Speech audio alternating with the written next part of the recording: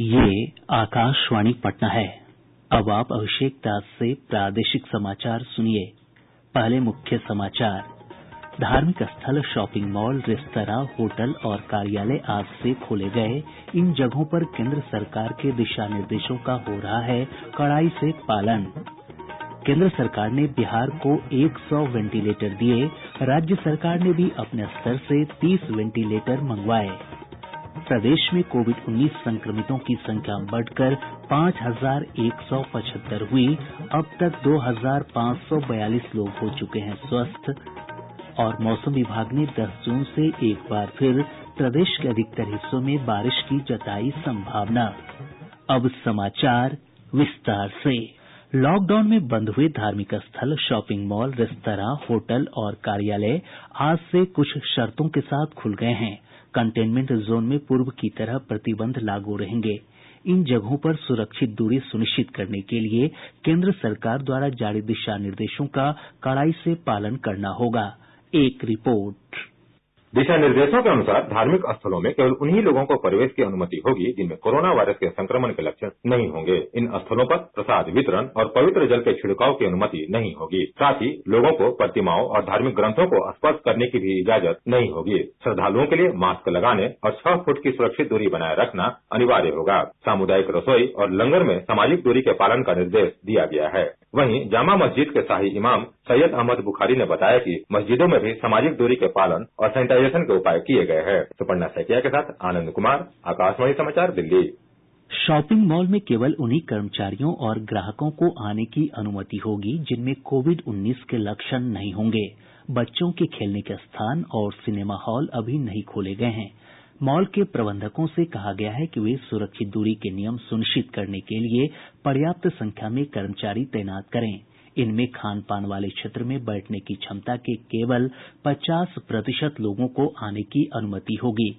Restaurant के लिए जारी दिशा निर्देशों में कहा गया है कि वहां बैठकर खाने पीने की बजाय खाद्य पदार्थों को पैक करवाकर घर ले जाने की व्यवस्था को प्रोत्साहित किया जाना चाहिए। होटलों में प्रवेश के लिए अतिथियों को अपना यात्रा इतिहास, स्वास्थ्य की स्थिति, पहचान कार्ड और स्व उद्घोषणा प्रपत्र रिसेप्शन पर देना होगा। हर अतिथि के होटल छोड़ते समय कमरों और अन्य सेवाओं को कीटाणु रहित करना अनिवार्य होगा।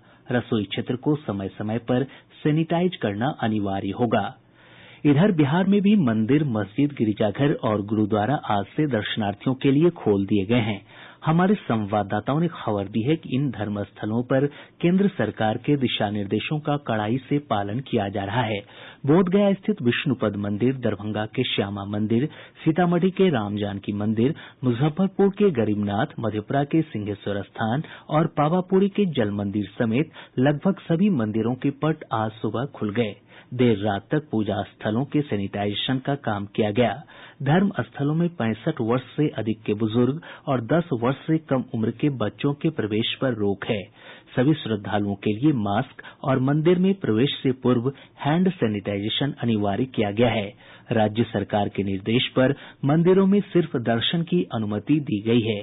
प्रसाद चढ़ाने पर रोक रहेगी और मंदिर परिसर में किसी प्रकार का धार्मिक अनुष्ठान भी नहीं होगा। पटना के प्रसिद्ध हनुमान मंदिर में लोगों को अंग्रेजी के वर्णमाला के नाम के आधार पर प्रवेश दिया जा रहा है।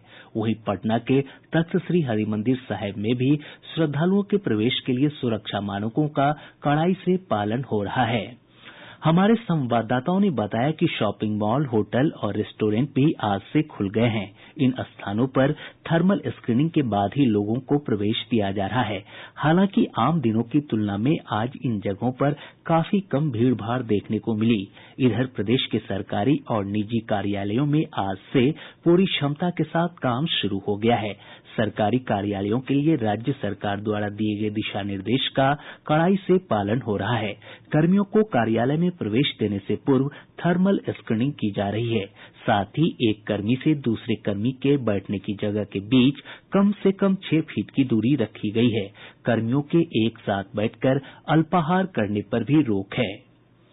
देश भर में आज से भारतीय पुरातत्व सर्वे एएसआई द्वारा संरक्षित 820 स्मारकों को भी सैलानियों के लिए खोल दिया गया है। हमारे संवाददाता ने बताया कि प्राचीन नालंदा विश्वविद्यालय के संरक्षित खंडरों को भी दर्शकों के लिए खोल दिया गया है। बोधगया स्थित महाबोधि मंदिर को 10 जून से खोला जाएगा। प्रदेश में आज कोविड-19 के 105 नये मामलों की पुष्टि के साथ ही संक्रमितों की संख्या बढ़कर 5,175 हो गई है। आज सबसे अधिक मधुबनी से 19 मामले सामने आये हैं। मुंगेर और सीवान से 11-11, बक्सर से 10, अरवल से 9, गया से 6 और कटिहार तथा पश्चिम चंपारण से 5-5 मामलों की पुष्टि हुई है।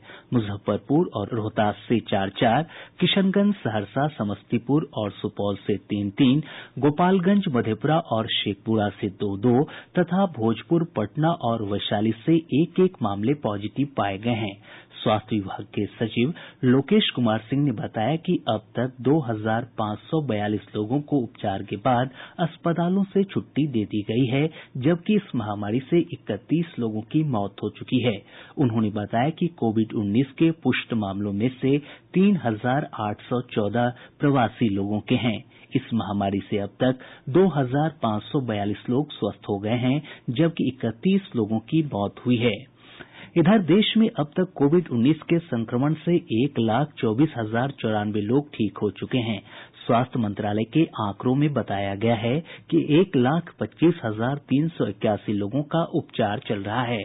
पिछले 24 घंटों के दौरान 9,983 नये मामले आए हैं। अब तक 7,135 लोगों की मौत हुई है। बिहार को केंद्र सरकार से 100 वेंटिलेटर मिले हैं। स्वास्थ्य मंत्री मंगल पांडेय ने ये जानकारी देते हुए बताया कि इसके अलावा 30 वेंटिलेटर राज्य सरकार ने अपने स्तर से भी मंगवाये हैं। उन्होंने बताया कि 15 वेंटिलेटर को पटना के एनएमसीएच में लगाया जा चुका है। इसके अलावा अभी यहां 35 और वेंटिलेटर लगाये जाएंगे। उन्होंने बताया कि एएनएमसीएच गया और भागलपुर के जवाहरलाल नेहरू मेडिकल कॉलेज अस्पताल में भी 10-10 वेंटिलेटर लगाया जाना है। इसके अलावा मुजफ्फरपुर स्थित एसकेएमसीएच के पीकू अस्पताल में 50 वेंटिलेटर लगाये जाएंगे। प्रदेश में अभी 28 स्थानों पर कोविड-19 की जांच हो रही है। उन्होंने कहा कि 20 जून तक प्रतिदिन 10,000 जांच के लक्ष्य को हासिल कर लिया जाएगा। उन्होंने बताया कि वर्तमान में कोविड-19 के इलाज के लिए आइसोलेशन बेड की संख्या 33,458 है। प्रादेशिक समाचार आप आकाशवाणी पटना से सुन रहे हैं। बिहार में कोरोना संक्रमितों के ठीक होने की दर अन्य राज्यों की अपेक्षा अधिक है, वहीं मृत्यु दर अपेक्षाकृत काफी कम है। स्वास्थ्य विशेषज्ञ मानते हैं कि राज्य के लोगों की प्रतिरोधक क्षमता के कारण ऐसा संभव हुआ है। अब इस बात की पटना के आईजीआईएमएस स्थित जेनेटिक लैब में जांच होगी कि आखिर कौन सा ऐसा जीन है जिस कारण बिहार के लोगों के स्वस्थ होने की दर अपेक्षाकृत अधिक है। आईजीआईएमएस के निदेशक डॉक्टर एनआर विश्वास ने बताया कि प्रयोगशाला में अलग अलग मानव शरीर पर कोरोना के असर की जानकारी एकत्र की जाएगी। साथ ही उन कारकों की भी खोज की जाएगी जिसके कारण बिहार के लोगों पर अन्य राज्यों के लोगों की अपेक्षा कोरोना का प्रभाव कम हुआ है। उन्होंने कहा कि इस खोज से कोरोना के प्रभाव को कम करने में मदद मिलेगी। वरिष्ठ चिकित्सक डॉक्टर अपर्णा अग्रवाल ने कहा है कि कोविड-19 के मामलों की संख्या में भारत अभी अपने शिखर पर नहीं पहुंचा है। संख्या कुछ जगहों में कंट्रोल पर आ गई है और कुछ जगहों में संख्या अभी भी बढ़ती जा रही है। पीक अलग अलग जगह में अलग अलग टाइम पर आएगा और आगे कैसे बिहेव करेगा, सेकेंड वेव आएगी, अभी कुछ लोग थर्ड वेव की भी बात कर रहे हैं, वो आने वाले समय ही बता पाएगा। डॉक्टर अपर्णा ने कहा कि संक्रमण को रोकने के लिए लोगों को अधिक सतर्क रहने की जरूरत है।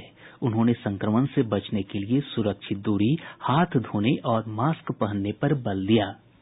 हमको 2 गज की दूरी रखनी है।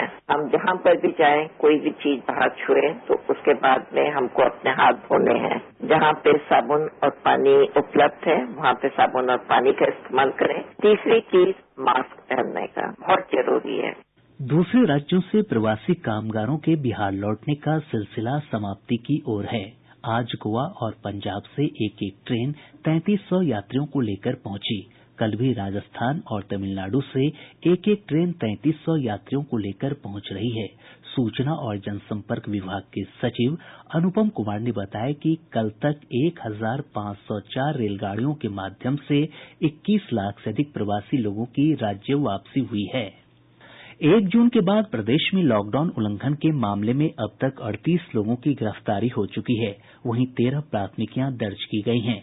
इस दौरान 6538 वाहन जब्त किए गए हैं और 1 करोड़ 80 लाख रुपए की राशि जुर्माने के रूप में वसूली गई है। प्रदेश के कई जिलों में लोगों को कोरोना वायरस से बचाव के लिए जागरूक करने के लिए अनेक अभियान चलाए जा रहे हैं। बक्सर जिले में रोको टोको अभियान के तहत एक रैली का आयोजन किया गया। इसमें लोगों को मास्क वितरण के साथ ही बिना मास्क के घर से बाहर नहीं निकलने की हिदायत दी गई। वहीं बेगूसराय और वैशाली जिले के हाजीपुर में जागरूकता रथ के जरिए लोक गीतों के माध्यम से लोगों को 2 गज की दूरी के नियम का पालन करने की सलाह दी गई। केंद्रीय चयन पर्षद सिपाही भर्ती ने बिहार पुलिस में सिपाही के 11,880 पदों के लिए हुई लिखित परीक्षा का परिणाम जारी कर दिया है। अगले चरण की शारीरिक परीक्षा के लिए पद से 5 गुना अधिक अभ्यर्थी चयनित किए गए हैं। शारीरिक परीक्षा के कार्यक्रम की घोषणा बाद में की जाएगी। राज्य सरकार ने पंचायत स्तरीय प्रारंभिक शिक्षक नियोजन प्रक्रिया संबंधी अधिसूचना जारी कर दी है। अभ्यर्थी 15 जून से 14 जुलाई तक आवेदन कर सकेंगे। मेधा सूची तैयार करने का काम 18 जुलाई तक पूरा कर लिया जाएगा। वहीं इस सूची का नियोजन समिति द्वारा 21 जुलाई को अनुमोदन होगा और 23 जुलाई को इसका प्रकाशन किया जाएगा। 24 जुलाई से 7 अगस्त तक अभ्यर्थी मेधा सूची पर आपत्ति दर्ज करा सकेंगे। आपत्तियों का निराकरण 10 अगस्त तक पूरा कर लिया जाएगा। मेधा सूची का अंतिम प्रकाशन 12 अगस्त को होगा। वहीं 25 अगस्त को नियोजन इकाई मेधा सूची सार्वजनिक करेंगे। 28 अगस्त को चयनित अभ्यर्थियों के प्रमाण पत्रों की जांच होगी और 31 अगस्त को चयनित अभ्यर्थियों के बीच नियोजन पत्र का वितरण किया जाएगा। नियोजन प्रक्रिया में NIOS द्वारा संचालित 18 माह के सेवाकालीन DLED कोर्स करने वाले और शिक्षक पात्रता परीक्षा उत्तीर्ण अभ्यर्थी ही भाग ले सकेंगे। प्रदेश में मौसम के रुख में लगातार उतार चढ़ाव जारी है। अनेक स्थानों पर अधिकतम तापमान में वृद्धि दर्ज की गई। मौसम विभाग ने अपने पूर्वानुमान में 10 जून से मौसम में बदलाव की संभावना जताई है। विभाग ने कहा है कि अगले 24 घंटों के दौरान राज्य के उत्तर पूर्वी हिस्सों में कुछ स्थानों पर हल्की बूंदाबांदी हो सकती है। वहीं 10 और 11 जून को हल्की बारिश का पूर्वानुमान जताया गया है। 12 और 13 जून को कुछ स्थानों पर भारी बारिश की आशंका है। दरभंगा जिला व्यवहार न्यायालय में आवश्यक कार्यों के निष्पादन के लिए 2 वर्चुअल कोर्ट बनाए जाएंगे। खगड़िया जिले के पीरी बाजार थाना क्षेत्र से पुलिस ने कुख्यात नक्सली महंगू कोड़ा को गिरफ्तार कर लिया है। गिरफ्तार नक्सली की पुलिस को कई मामलों में तलाश थी। पूर्वी चंपारण जिले के संग्रामपुर थाना क्षेत्र में एक टैंकर की चपेट में आने से 2 युवकों की मौत हो गई। और अब अंत में मुख्य समाचार एक बार फिर। धार्मिक स्थल, शॉपिंग मॉल, रेस्तरां, होटल और कार्यालय आज से खोले गए।